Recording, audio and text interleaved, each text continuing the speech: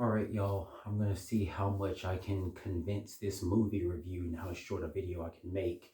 So let me ask, did you like the broken home concept in the movie The Deliverance and how possibly a broken home can affect the entire family and that therefore leaves a mental foothold for the enemy to get in and start to affect you physically? Did you like that concept? Okay, well, did you like the concept of the new Jordan Peele Candyman movie where Candyman is not so much as a single physical being, he's more of now the whole hive concept, and he's more than just one person. Is more of a concept. Did you like that? Okay, well, did you like the concept of a mirror version of yourself, like a good version and an evil version, a mirror version of yourself from the movie Us, the other Jordan Peele movie? Because before I went to go see this movie, I felt there was a little Jordan Peele-ish by the looks of it. So if you liked all of those concepts, you're probably gonna like the movie The Woman in the Yard. And that's what I went to go see. So the movie starts off with one of the kids coming in and interrupting the mother who was watching a video of her now deceased husband, I can presume to be the last happy memory that they had together. So the kid who's about early teens, he comes in and tells the mother that the bill needs to get paid and that the lights are out right now. So you find out the lights are out, and when she tries to get out of bed, you also find out that she has a leg injury and now she's on crutches. She goes to the kitchen, and another kid comes. That's the youngest. She's around preschoolish, just learning to write words. So you quickly find out that not only does she have to take care of these bills by herself, she has a leg injury, she's on crutches, she has two kids to feed, and she got to pay these bills. And now the food in the refrigerator is going bad. And she got no way to call for help because she didn't pay the electricity bill, right? So all of that is bearing down on her, and the loss of the husband, the loss of the father in the home, that's bearing down on the kids. So everybody's going through a lot of trauma and grief in this movie.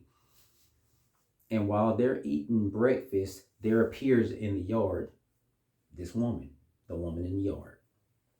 Now they all looking at this woman in black and they wondering who the heck is this lady, this mysterious lady? How did she just appear here in a chair nonetheless? Where did the chair come from?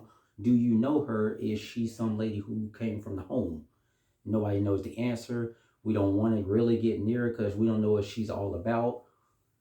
So the mother eventually comes out, starts to speak to this lady. Hey, are you hurt? Can I do something for you? Can you speak? Are you okay? Lady says something real crazy. I'm here for you. You called me. Today is the day. Nope, we not doing that. Black senses kicked in. She went right back in the house. Now everybody's watching this lady who's just sitting in this chair doing nothing, but that's creepy all in itself. Now, as that's happening, they're all talking amongst themselves about what we need to do about this lady, and arguments start to ensue, and old stuff and old memories start to pull up. And I guess the woman in the yard is hearing all of this because the more they argue, the more weird stuff starts to happen. Chandeliers moving, uh, the dog barking all the time as if it senses danger. Then the dog just altogether goes missing, and the family is looking at all this weird stuff that's going down, and they're looking at this like none of this happened before the woman got here. So the woman's got to be the cause of all of this. And you start in the movie literally see the shadow of her presence coming over that family. And that's where the family union of a broken home and the loss of a loved one, the loss of a husband, the loss of a father, the importance of a two-family household, and how that affects the real world. But now it's in the viewpoint of a horror movie, and now that concept is now being brought to life in in the body of this woman in the yard. All the pressure and the trauma and the grief that has now taken form into this woman. And now she's using her power to mentally dominate these people. And by the middle of the movie, they're sitting here hiding in the attic away from this woman in the yard, because now the the games are starting to get physical, and now people are starting to get physically attacked. The house is starting to shake. People are starting to get hurt. Uh, she's playing mental games on the mother, who's sorry, she's being played by Danielle Deadweiler, who you might know as Cuffy from The Harder They Fall, and the now deceased husband was being played by Russell Hornsby. You probably know him from The Hate You Give and Lincoln Heights and Lincoln Rhyme. But she's starting to mentally attack the mother halfway through the film, to where the point where she's having visions of her harming her own kids, and the kids are looking at her like she's having an episode, and they just figure that she's going through something because the dad's gone. So all of this mental domination, and now halfway through the movie, the house is shaking, and you got these shadows passing by and attacking the family. Now they're in the attic hiding from this woman in the yard. Now she is in the house. Now she by the middle of the movie, she's in the house attacking them, and they're hiding away from her, trying to get away from her. And by towards the end of the movie, they're trying to escape this lady, and the mother sends the kids away to possibly a safer neighbor down the street, where she goes to deal with the problem herself. Before she leaves the littlest little girl, she gives the mother her favorite stuffed animal for protection, and she goes to deal with the woman in the yard, the problem by herself. So she takes the gun that was left behind by the husband to deal with the woman in the yard.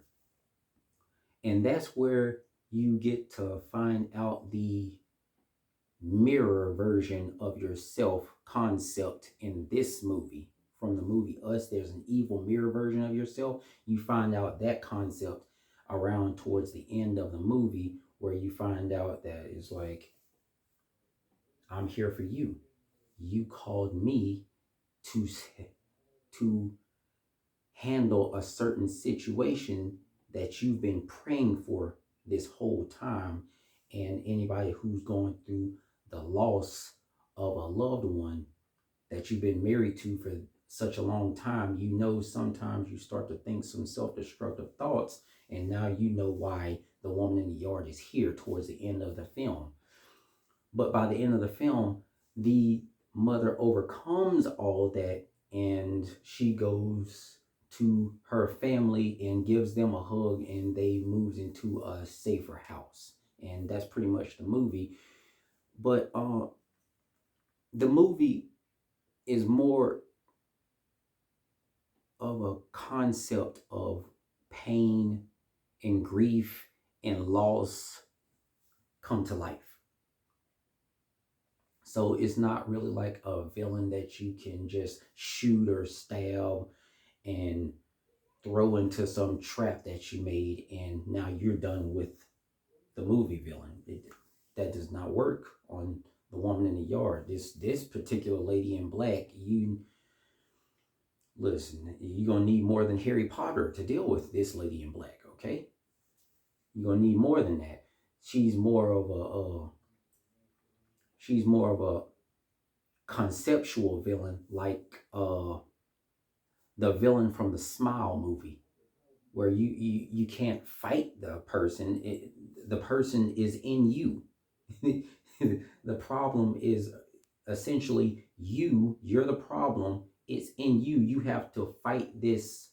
Uh, you have to fight this problem like mentally, and there's nothing physically you can do about it. So to me, sometimes that could be more of a scarier concept, because like when I'm watching the movie Exorcism of Emily Rose, you see that nobody else is seeing what's going on with Emily.